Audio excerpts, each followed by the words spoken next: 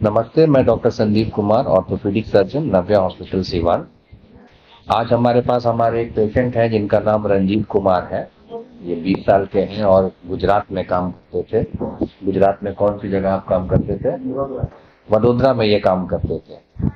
वहाँ काम करने के दौरान इनका एक बहुत सीवियर एक्सीडेंट हो गया, जिसमें इनका जो दाहिना पाँव है, जो नीचे की हड्डी होती है टिबिया और फिबुला, उसमें काफी ज्यादा चोट लगा और क्रश इंजरी था, जिसके वजह से वहाँ के मांसपेशियां वगैरह सब वो सब गायब हो गई थी।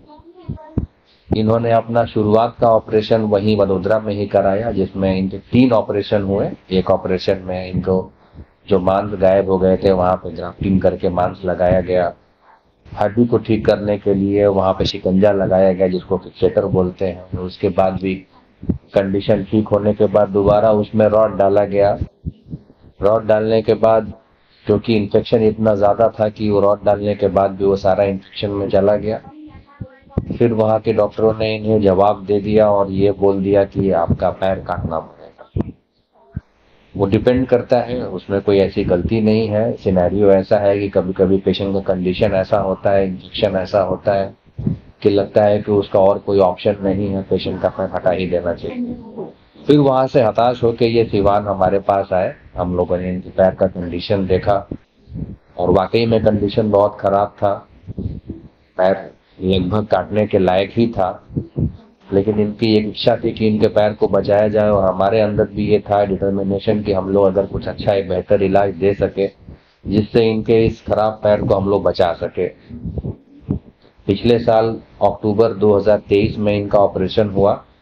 हम लोगों ने उसमें डायनामिक रेल फिक्सेटर डाला। इनके जो भी खराब हड्डियां थी उनकी साफ सफाई करके हम लोगों ने फिक्सेटर लगाया। LRS जिसको बोलते हैं, लिम्ब रिकंस्ट्रक्शन सिस्टम। और उसमें काफी समय लगता है और इन्होंने जो अपना अच्छे से इलाज कराया और हमारे रेगुलर ट्रीटमेंट लगभग पिछले 1 साल से थे और आज का दिन है कि लगभग साल भर हो गया। अब इनमें से सारा वो सिस्टम हटा दिया गया है और इनकी जो वो खराब हड्डी थी जिनमें इन्फेक्शन था, जो नहीं जुड़ रही थी, आज इनकी दोनों हड्डियां जो है वो मजबूत हो गई हैं, अच्छे से जुड़ भी गई और अब ये अपने पैर पर खड़े हो पा रहे हैं। हालांकि अभी कुछ सपोर्ट लिए हुए हैं, लेकिन हमें उम्मीद है कि 2-3 महीने बाद वो सपोर्ट भी हट जाएगा और ये अपने पैर पर चलने लगेंगे। और इनका जो ख्वाहिश थी और हमारा जो प्रयास था कि इनके पैर को बचाया जाए और इनके पैर को ही इनको गिफ्ट दिया जाए कि आप अपने पैर पर चलेंगे, वो कामयाब रहा। और आप बताएंगे अभी आपको कैसा लग रहा है ऑपरेशन के बाद? अब आपको लगता है, उम्मीद है कि आप चल लीजिएगा अपने पैर पे? जिस तरह से परेशानी में आए थे उस परेशानी और आज में आपको कितना फर्क है? बहुत सही है। ऐसे ही हमारे बहुत सारे भाई बंधु हैं जो कि बाहर में काम करते हैं, देश विदेश में या हिंदुस्तान के कई कोने में काम करते हैं, जहाँ पे काम करने के वक्त कुछ ऐसे मेजर एक्सीडेंट्स हो जाते हैं जिससे वो परेशान हैं या फिर लगता है कि शायद हम आगे कुछ कर ना पाए या वो हिस्सा खराब हो गया है।